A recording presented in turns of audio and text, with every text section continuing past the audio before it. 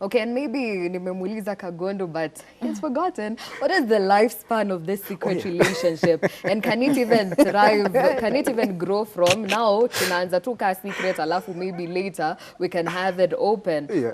What is the lifespan versus that particular situation that I've put? You know, what Alice is talking about, the situation whereby if you get into a relationship with your Yeah. co-worker, then one has actually to quit, you know. We normally say the coupling period, it's quite, it depends, even with the couple and individuals who are participating in this particular relationship. Some might actually take a whole year, others we even quote for, say, 2, 3, yeah. We have seen those who have quoted for like 8 years, and by the end of it all, they part ways. And you can imagine the kind of energy that has been wasted in all this, the investment in terms of the emotions, you know, the social circle, yeah, you know, the friends that you share amongst one another, and it can be quite detrimental to one's well-being. So I say that with the relationship, especially if you're able to work out on a plan, you know, when we come together, this is what we need to do, probably in a span of, say, 6 months, 1 year, we need to settle down. Then we actually need to work on how soon should we expose this to the public out there. Because, you know, when you're talking about a relationship, you need other people, you need your social circle for the support. When you're doing the dowry, you also need people to come, you know, on board to actually support you. If you're doing a wedding, be it traditional, be it religious, or even, you know, the modern way of, you know, people getting together in terms of doing their wedding, you need people to come through for you. So the thing is, how comfortable are you, and are you willing to even get to, you know, quit work, you know, for the sake of your relationship? Though in most cases you may find some people a bit ishish. Why? Because they feel, who am I for going, you know, my work, and for you, you're still at the workplace. So I feel this is where two come together and get to agree, you know, for their own sake, you know, for their own future. And when two agree to agree, because there are situations whereby you also get to agree to disagree, then I feel it would be for the good of both of you. Yeah. You'd brought out an interesting angle whereby you find that one party might not be comfortable with me, let's say, for example, pushing for a secret relationship. In the case where there's one party that is really, really pushing for this and the other party is not comfortable, how do you handle that kind of a situation in a secret relationship? And what are some of the things that you actually consider before you even go into a secret relationship? All right. First of all, the secret in on its own is already a burden. Yeah. So if we are, in addition to it being a burden, there is a tug of war of, is it meeting my core needs as an individual, first of all, and then are we meeting the needs of the relationship? Because in a relationship, it takes two. We both give each other whatever it is that we require from each other, and the reason as to why we are in that relationship.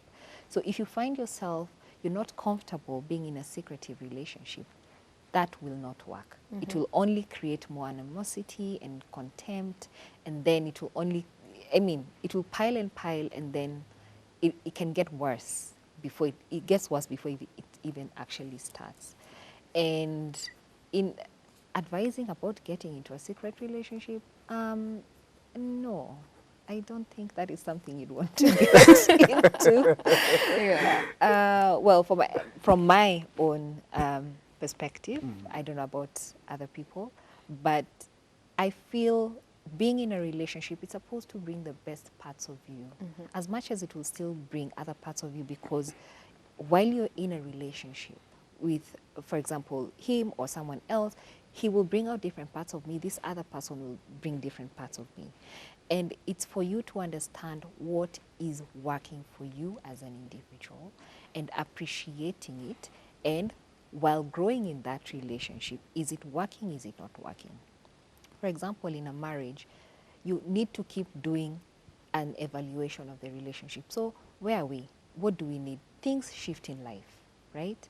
And while things are shifting in life, you grow differently. There are losses, there are sicknesses, children are coming in, children are growing up, children are leaving. The different stages of life will pull and stretch that relationship in every form possible. So we need to understand what are our core needs and our core values as individuals as we sit in any sort of relationship. Is it doing well for you? Is it not doing well for you? Okay, and Kagondo, you also brought out this perspective where different people have different opinions on your relationships and the way society usually puts it, like, mi sitaki kuonekana, leo niko na huyu, kesho niko na huyu mwingine, my relationships are failing, they're not working, so I decide to keep it a secret. So the perspective on liberation in quotes when it comes to how society views it, how would you address that particular situation and also maybe address the party that is the one perpetrating for the secret relationship? Mimi ndo nataka secret relationship because I personally think, okay, see me, I'm not speaking for myself, I'm speaking for that person, in case you're probably wondering pale hivyo nyumbani, oh, no judge kwani, anataka tu siri. Anyway, now, in case I am that party that really feels that my reasons are very, very valid to be in a secret relationship. So number one, the part of how society views liberation in quotes versus also how I feel about the situation I'm in, and I feel this is the only option that I have. You know, when we talk about liberation, this is where we always say it's very important for us to be in that state of awareness and for the society to respond to issues the way it does. It's a key indicator that we are not even aware of what is driving, you know, what is happening around us. And at times this is where you find that there's a lot of stigma when it comes to such kind of an engagement, and more so in issues to do with relationships. Reasons being why many people actually fear coming out, you know, getting to, you know, reveal what is happening with them, the kind of an encounter that they have. And this is where we need to ask ourselves, why is this particular person, person A or even person B, you know, feeling it's very safe for them to engage in a secretive relationship? One, it could be because they're coming out of a recent, they have just broken up, you know, and in most cases, you know, like Alice is talking about sharing on how the community is, and you see they're so passionate, you know, when you're in a long-term relationship, remember you have brought in, you have tagged in your family members, you have your friends, your social circle has actually grown, you know. I don't know if there is a Chali in the case, you know, and coming out of this particular setup, it can be quite it can be quite tricky and quite a big handle for this particular person. And you see, in most cases, like we are saying, the fear of how the society is going to respond to all this may actually lead to one opting for that space whereby they just don't want to reveal to the people out there that they are in a new relationship. So it's very important for you to have that balance and you know, get to know the reasons why you get into another relationship. Remember, there's a lot of rebound that normally takes place, and in most cases you'll find that when one has actually been through thick and thin, and especially in a relationship, there have been a lot of abuse, they're still broken, they are not yet healed, and they feel that they need somebody to be along their side, you know, to walk along with them, and especially during the healing process. So you find that, yes, in such a scenario, one may opt for that secret relationship, more so to ensure that the emotions are taken care of, and more so to also get to protect the other person from being judged by the society, you know, being stigmatized. Huyu juzi tu alikuwa na huyu, sasa tumeona mwingine. And actually we have had family members, you know, being, you know, having their firearms up there, you know, asking you, we need to know who it is, because recently you had Kagondo, the other time you have James, and in most cases it can be quite uncomfortable for one who is actually going through the transition. Okay. Yes. Okay, before we go to the implications, if there are any, of being in a secret relationship and what it causes in the long term, kuna real life case studies right here. Niliulizia paragraphs imemwalk vile inafaa pale hivyo kwa WhatsApp. And in case you haven't sent in yours, you can as well do so right now. 0770-729-366. Now is your time to shine. So make sure you're shining so bright. Naona Judy Piri, my baby girl right here, ako always here. Big shout out to you and OG right here on the show. Greetings from Nyeri. Much love to Ibru TV. We have Erikella from Kakamega. Anasema nilikuwa na dem the way before.